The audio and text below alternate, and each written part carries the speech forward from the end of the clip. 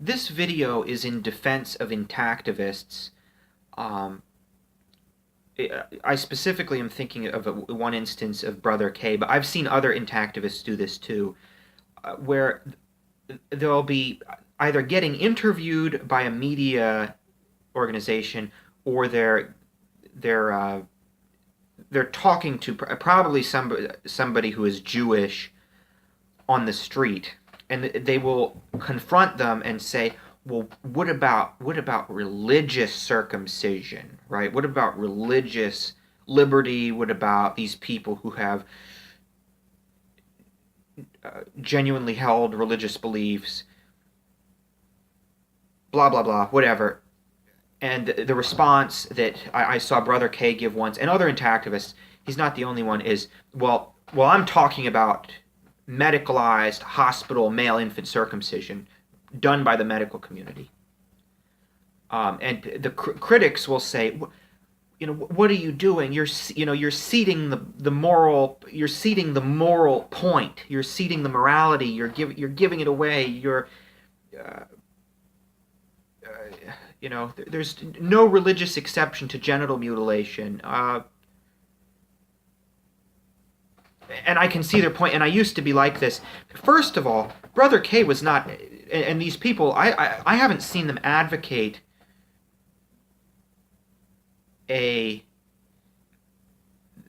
advocate a genuine religious exception to their a potential circumcision ban. What Actually, yeah, there's kind of two positions here. There's one where you just say, I'm talking about medical male infant circumcision. I guess there is another position where you would say, well, okay, fine, religious exceptions, okay. Regardless, I find it very interesting from a rhetorical point of view, because when talking to religious people, when talking to Jews and I'd say Muslims, Jews seem to be the most vociferous when it comes to an impending circumcision ban, both here and in Europe. They get very agitated. If you say, well, I'm talking about medical male circumcision, or even if you say, well, there's going to be religious exception, if all they cared about was their own community, then what they would say, a rational response for them would be, oh, okay, well, then I'm done. I don't have a problem here. But this gives them the lie. This saying, oh, I only care about medical male infant circumcision, gives the Jews the lie, because they can't stop there. There's this neurotic desire to prove that circumcision is actually good and that they actually have something to offer the world.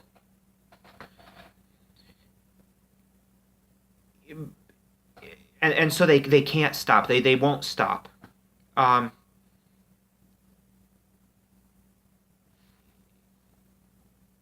In theory, it would get them off your back. It's interesting, the idea of actually saying, oh, I'm going to make a religious exception. The problem is they want to think that they have something good and wholesome to offer the world. And on top of that, they know, if we're just talking about medicalized male infant circumcision, or even a more extreme position, which is, well, for us it's more extreme, which is to say that there's going to be a religious exception, they know that it's only a matter of time before people start saying, well, if it's bad for doctors to do, it's bad for rabbis to be doing, so what's the deal? There's another problem, there's another issue at play here, which is that trying to debate Jews or Muslims or religious people on the basis of circumcision. There's a difference between arguing medical male circumcision and arguing religious circumcision. When it comes to arguing with religious people, you're not going to have a debate with them. These people,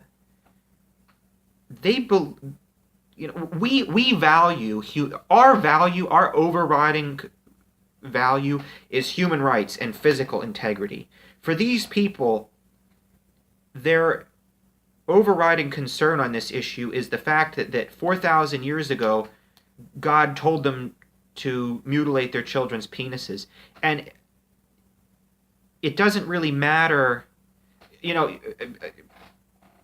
to them, God said it, and therefore it is good. So it doesn't matter if it's mutilating infants' genitals, whether it's slitting Isaac's throat on an altar high up on a mountain, whether it's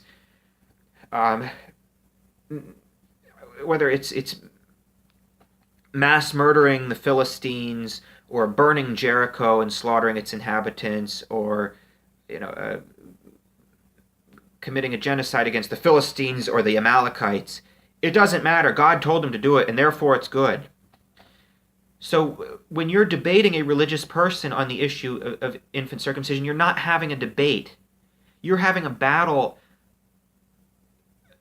to get the audience to the debate to accept the supremacy of your worldview.